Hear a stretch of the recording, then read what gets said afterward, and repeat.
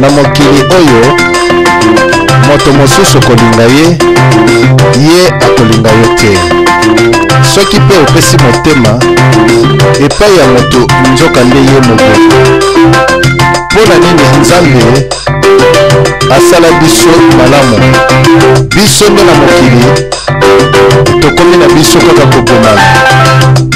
DSV ngai nalelaka mingi soki natali bandeko na ngai na pasi mpe na mawa. Esalaka nga mwa pasi soki namoni mokili yango. Nzambe azala na kati na biso nyonso. Boyoka koyemba ya DSV. Mpona nini na mokili oyo? Nzambe mialel mame mialel tame memwala muyanzi miatie na be mandaku oye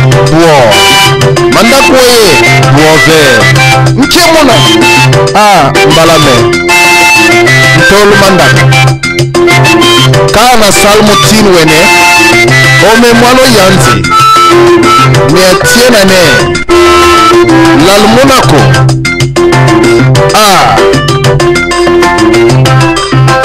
na mokili oyo Nzambe nde mokonzi. Tolongwa na pasi ya Kongo Moruene Morbebe peuple congolais, réveille-toi qui dort. Yo moto zali na kati na matongi.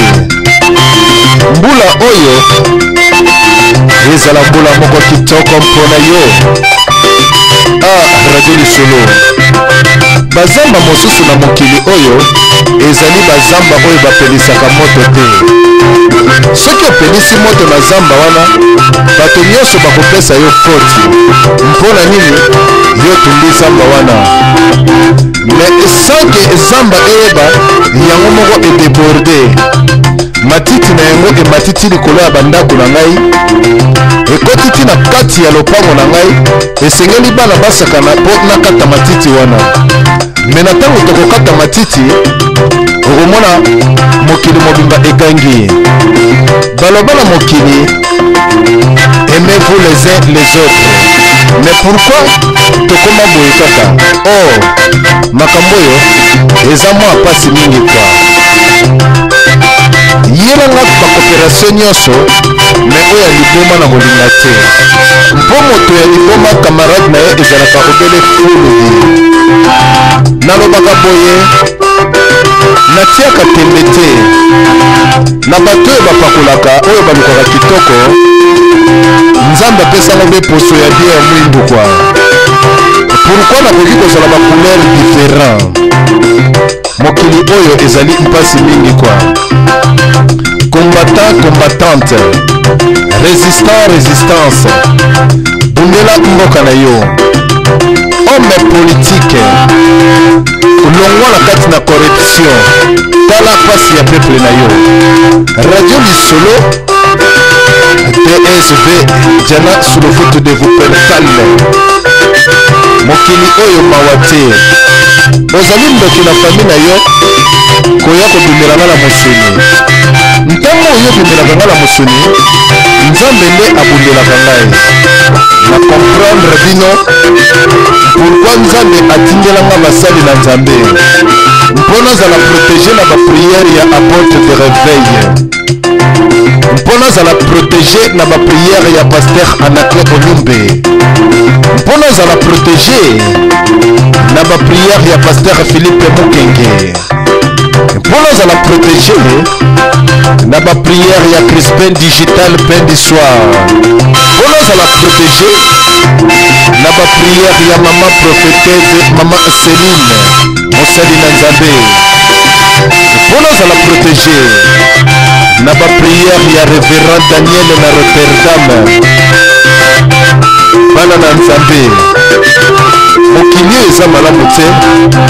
Yo kolinga moto moto oza kolinga ye aza kosala yo mabe topesa bolingo epai ya nani soki topesi epai ya nzete nzete kutu elobaka na yango te esengeli kaka bolingo topesa epai ya moto mpo moto oyo nzambe asala na ekelamu na ye Prof W radio tele lisolo mboka oyo ezali mboka ya malamu te mwana moke akobanga mokolo te mokolo mpe akobanga mwana moke te na liti oyo eza mwa mpasi beta mwa lilanda naloba nalela mamemi ya nene kamemi ya nene onke mpola bi ne mwalo yanzi kana tien mandala buzo ne mwalo yel honke manda honke muna ya tiena ko mwalo weye mwalo be mulok bakangaki yo na likolo ya nzete oyebaki te pourquoi babenganaki yo pourquoi oyebaki ke babenganaki yo pourquoi okendaki na ndako ya bato otilizaki bavisa carte pourquoi oeskrokaki mbongo ya bato ezalaki pourquoi obetaki bashekula oyebaki ke pourquoi lelo yo moko mituna milela yo moko kwa ngambu na yo ekozala epai ya nani kaka epai na yo moko mokili mbongwana mokili mabe mingi mokili malamu te nzambe asali mokili na ye atindi biso awa na kati na mokili na nse esengeli tolingana tozala bomoko